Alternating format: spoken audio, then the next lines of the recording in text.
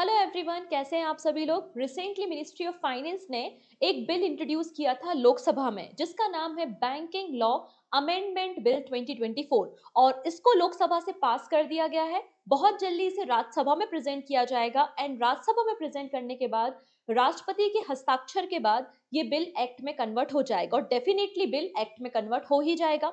तो यहाँ पर कौन कौन से बदलाव किए जा रहे हैं बैंकिंग सेक्टर में, आज के वीडियो में हम इन्हीं बदलाव पे डिस्कशन करने वाले हैं जो आने वाले हर एक एग्जाम के लिए आपके लिए यूजफुल है। तो यहाँ पर आप देख सकते हैं द हिंदू, हिंदुस्तान टाइम्स जैसे कई सारे न्यूज़पेपर में आर्टिकल को पब्लिश किया गया है कि लोकसभा में recently banking law amendment bill को प्रेजेंट किया गया है बाय द निर्मला सीतारमन, जिसको बहुत जल्दी राज्यसभा में प्रेजेंट किया जाएगा। ये जो बिल है वो एग्जिस्टिंग लॉज को अमेंड करता है। कौन कौन से एग्जिस्टिंग लॉ को अमेंड किया जाएगा?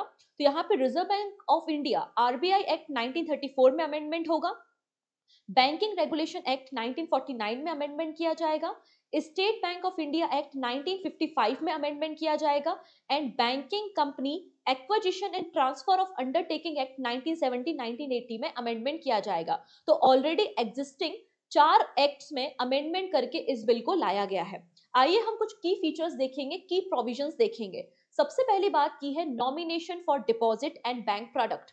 जनरली आप लोग जब बैंक अकाउंट ओपन करते हैं या बैंक में एफडी कराते हैं तो उसमें एक नॉमिनेशन फिल करना होता है।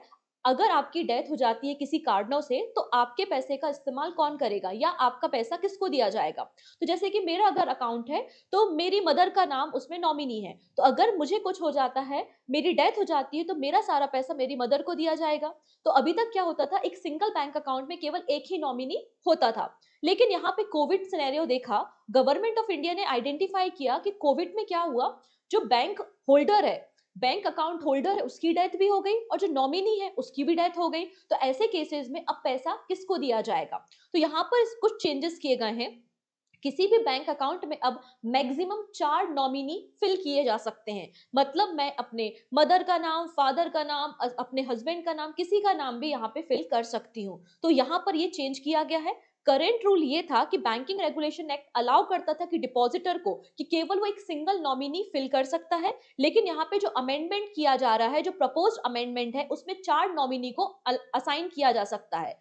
और नॉमिनी भी किस प्रकार से हो सकते हैं? या तो मैं चाहूं कि मैं, अगर मेरी डेथ हो जाती है और मैं चाहूं कि मेरे अकाउंट में 3 नॉमिनी हैं और तीनों को इक्वल इक्वल पैसा दिया जाए, तो मैं इस तरीके से नॉमिनेशन फॉर्म फिल कर सकती हूँ।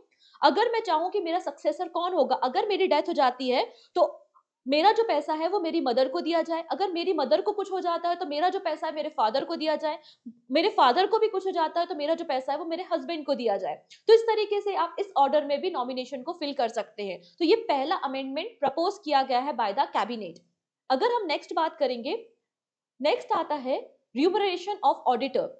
यहाँ पे बैंक्स में जो ऑडिटर होते हैं, ऑडिटर की जो भी सैलरी होती है वो सैलरी डिफाइन करता है RBI, reserve bank of India.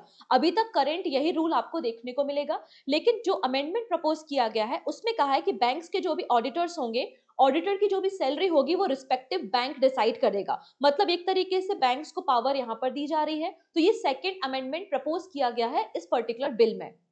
Second है, थर्ड है substantial interest in the company. अब कोई भी कंपनी होती है, फॉर एग्जांपल अगर मेरी कोई कंपनी है और अगर कोई टीचर बहुत अच्छा परफॉर्म करता है तो मैं क्या क्या कहूंगी, यार ये टीचर तो बहुत अच्छा है, इसको अपनी कंपनी के शेयर्स देने चाहिए, जिससे उसको और भी ज्यादा मोटिवेशन मिले और वो और भी अच्छे से काम करे।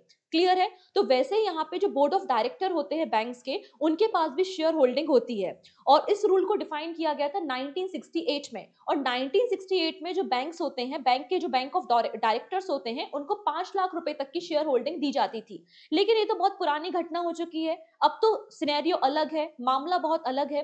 तो यहाँ पर इस रूल को चेंज करने की बात की जा रही है कि जो बैंक्स के बोर्ड ऑफ डायरेक्टर्स होते हैं उनमें जो 5 लाख रुपए की शेयर होल्डिंग है उसको बढ़ाकर 2 करोड़ रुपीस किया जाएगा। कितना किया जाएगा? 5 लाख से बढ़ाकर 2 करोड़ रुपए के लिए अमेंडमेंट यहाँ पे किया जा रहा है। क्लियर?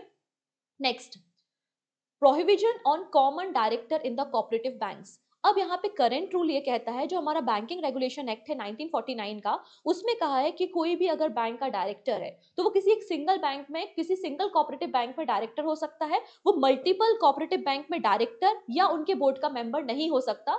अगर जब तक आरबीआई ने अपॉइंट ना किया हो। ये एक्सेप्शन है, अगर आरबीआई का है तो बात अलग है, लेकिन करेंटली रूल यही है कि किसी भी कोऑपरेटिव बैंक का डायरेक्टर किसी और स्टेट कोऑपरेटिव बैंक का डायरेक्टर या उसके बोर्ड का मेंबर नहीं हो सकता। लेकिन यहाँ पे अमेंडमेंट जो किया जा रहा है, अमेंडमेंट में कहा गया है कि किसी भी कोऑपरेटिव बैंक का डायरेक्टर किसी स्टेट के कोऑपरेटिव बैंक का डायरेक्टर या बोर्ड ऑफ मेंबर हो सकता है। ये अमेंडमेंट यहाँ पे किया जा रहा है।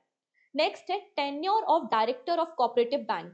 तो प्रेजेंटली हमारे देश में क्या कंडीशन है कि किसी भी कोऑपरेटिव बैंक के जो डायरेक्टर है, उनका जो मैक्सिमम टेन्योर होता है वो 8 कॉन्जिक्यूटिव ईयर होता है। कितना होता है? 8 लगातार साल। इसको चेंज करके 10 कॉन्जिक्यूटिव ईयर किया जा रहा है। तो 8 से बढ़ाकर कितना हो जाएगा? ये 10 कॉन्जिक्यूटिव ईयर हो जाएगा। ये नेक्स्ट प्रोविजन है जिसको अमेंडमेंट करने की बात यहाँ पर कही गई है।